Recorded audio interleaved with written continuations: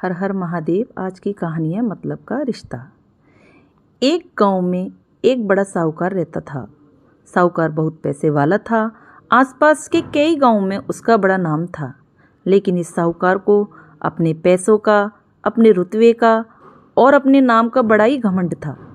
वे अपने नाम को बनाए रखने के लिए बहुत ज़्यादा सोचता था और बिना किसी की भावनाओं की कद्र किए वो सब करता था जो उसे लगता था कि करना चाहिए।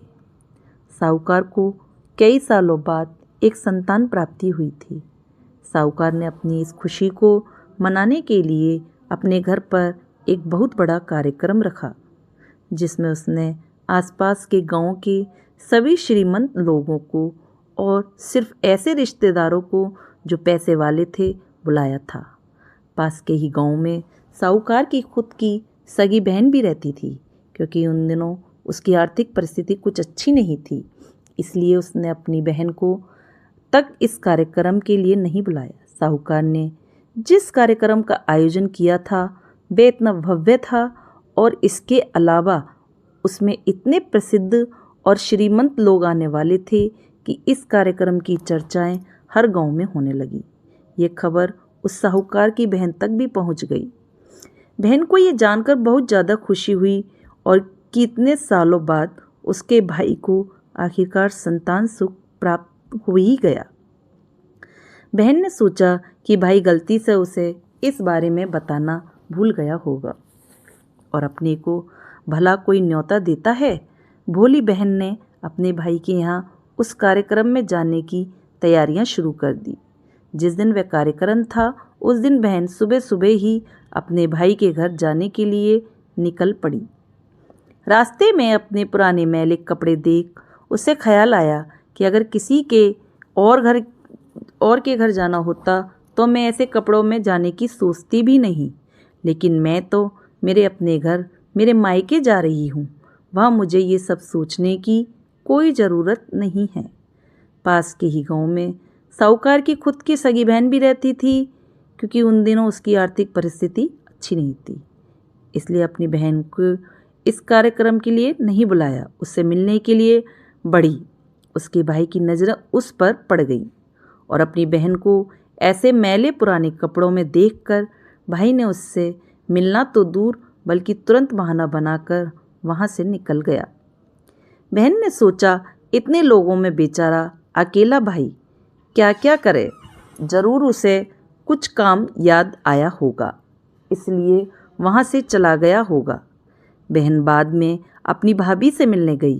भाभी ने उसका स्वागत किया और उसे खाना खाने के लिए आग्रह किया। बहन ने सोचा, ठीक है, पहले खाना खा लेती हूँ, फिर बाद में आराम से भाई से मिल लूँगी। बहन खाना खाने के लिए पंगत में बैठी।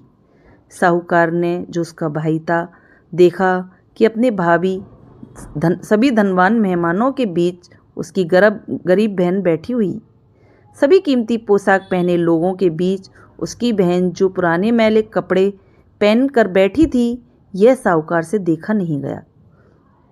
उसने अपनी बहन को अपने पास बुलवाया, भला बुरा सुनाया और वहाँ से जाने के लिए बोला। बहन ने अपने सपने में भी नहीं सोचा था कि उसके साथ कभी ऐसा व्यवहार भी हो सकता है और वह भी उसके खुद के मायके में। अपना अपमान होने के बाद बहन तुरंत अपने घर ससुराल जाने के लिए चल पड़ी। बहन इस बात को पचा ही नहीं पा रही थी कि उसके अपने भाई ने उसके साथ इतना बुरा व्यवहार किया। उसकी आंखों से आंसू नहीं थम रहे थे। रास्ते में उसे अपनी पुरानी दोस्त मिली। उस दोस्त ने उसे रोने का कारण पूछा। हालांकि बहन उसे कुछ भी नहीं बताना चाहती थी, लेकिन दोस्त के बार बार पूछने पर उसने उसके साथ हुई सारी घटना उसे बता दी।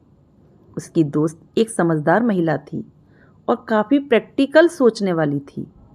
उसने कहा, अगर तुम मेरी बात मानो तो एक दिन तुम्हारा भाई खुद तुम्हें अपने यहाँ बुलवाएगा और तुमसे माफ़ी मांगेगा। बहन ने उससे कहा कि मैं तुम्हारी हर बात मानूंगी, बताओ मुझे क्या करना होगा। दोस्त ने कहा कि तुम इस अपमान को, इस दुख को एक दिशा दे दो और कोई गृह उद्योग शुरू कर दो। उसमें इतनी मेहनत करो कि उस काम में तुमसे अच्छा कोई भी ना हो।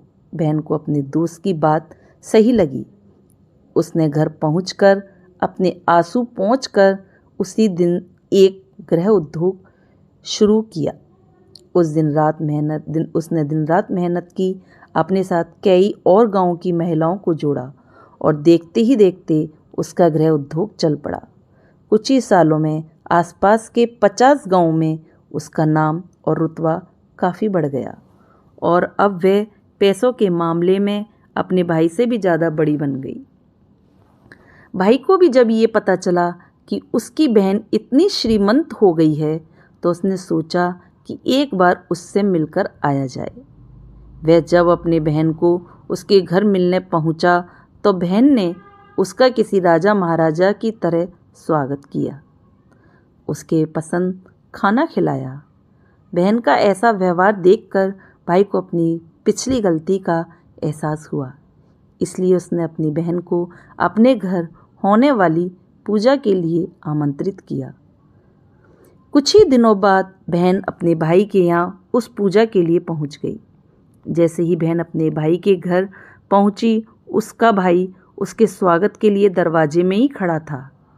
बहन अपनी महंगी गाड़ी में आई थी। उसने बहुत कीमती साड़ी और उससे भी ज़्यादा कीमती गहने दागिने पहन रखे थे। बहन का ऐसा ठाट बाट देखकर सिर्फ भाई ही नहीं बल्कि उसका पूरा गांव दंग रह गया। भाई दौड़कर आया और बहन की गाड़ी का दरवाज़ा खोला, जो बाहर आने के लिए कहा और बड़े प्यार से उसे पूजा का प्रसाद ग्रहण करने के लिए बुलाया। बहन को इस बार 12 पकवान परोसे गए थे। चांदी की थाली में उसे खाना दिया गया था। वह साथ में एक सोने की चम्मच भी रखी गई थी।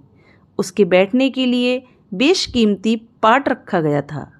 बहन को ये सब देखकर उसके वह पुराने दिन याद आ गए, जब भाई ने उसे बिना खाना खिलाए ही भला बुरा कहकर वापस लौटा दिया था।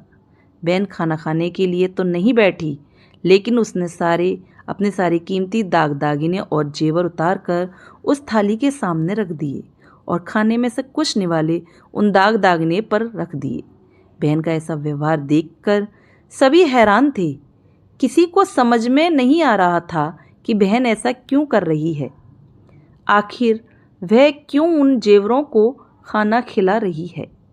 जब सभी ने उससे पूछा कि वह क्यों ऐसा कर रही है, तब बहन ने सबके सामने बताया कि आज जो इसका इतना मान सम्मान हो रहा है वह दरअसल उसका नहीं, उसके इन्हीं कीमती दाग दागिनों और कपड़ों का हो रहा है, क्योंकि मैं तो अभी भी वही पुरानी साहूकार की बहन ही हूँ।